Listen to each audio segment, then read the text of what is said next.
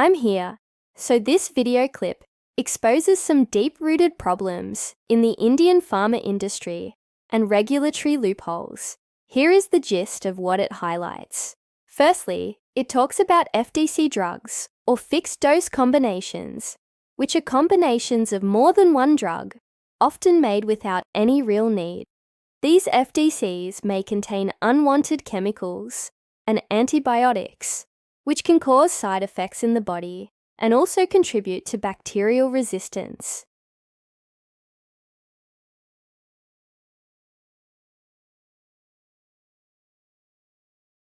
CDSCO, or Central Drug Standard Control Organization, approves all drugs, but many pharma companies get licenses directly from state governments and bypass central approval. This allows thousands of unapproved drugs to enter the market. And guess what? Later, many of these drugs get banned.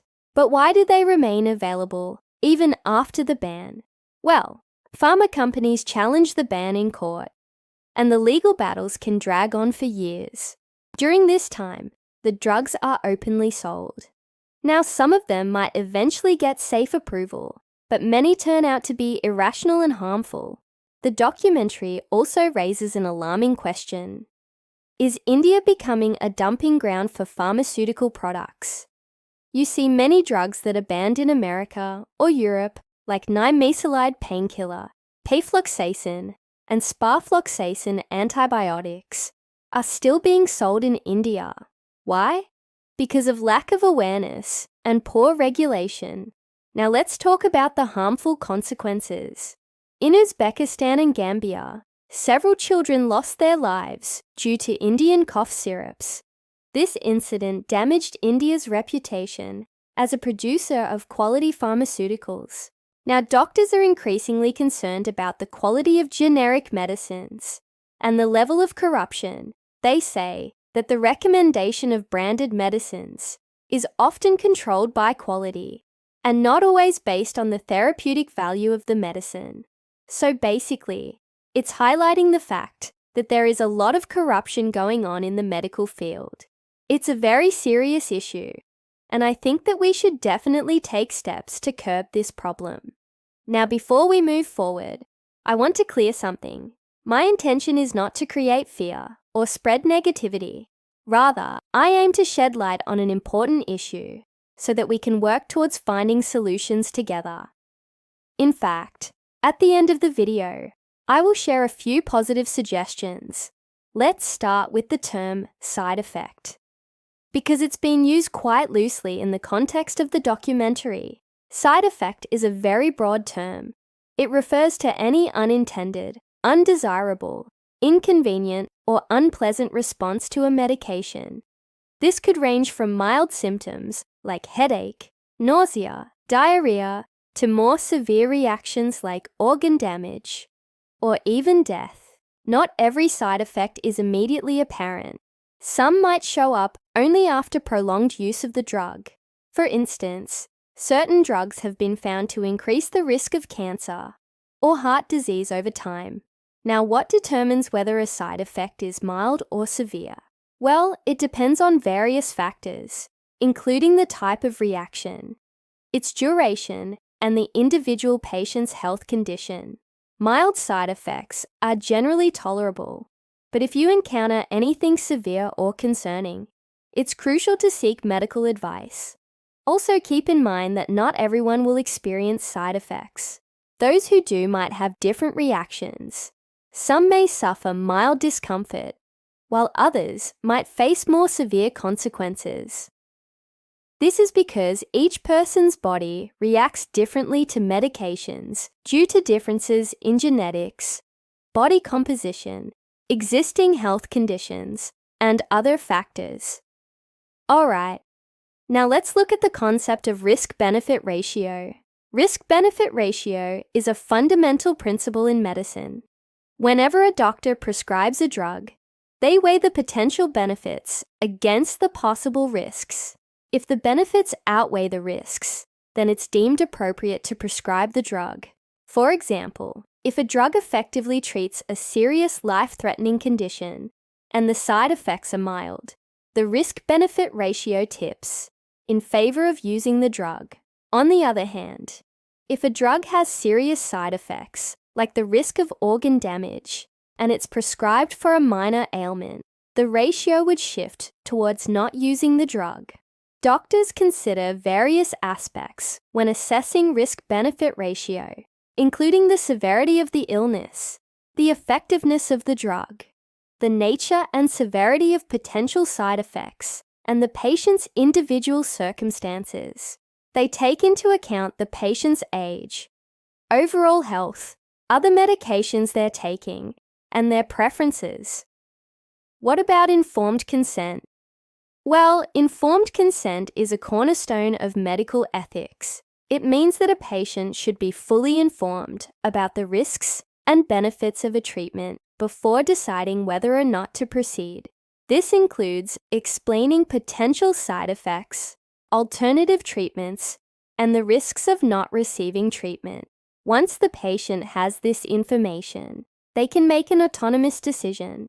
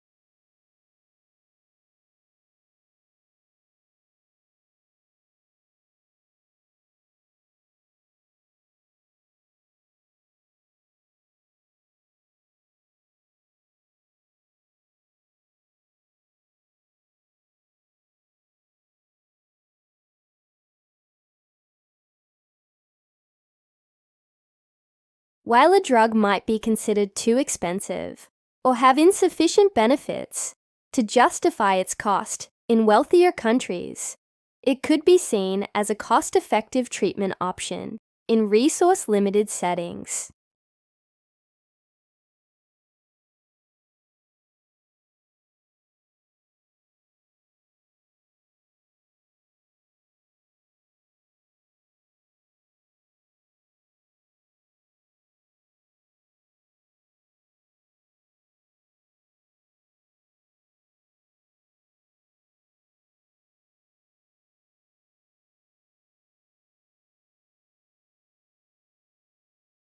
While such issues do exist in India's pharmaceutical sector, it's essential to acknowledge that the industry has also made significant strides in producing affordable, accessible, and high-quality medicines.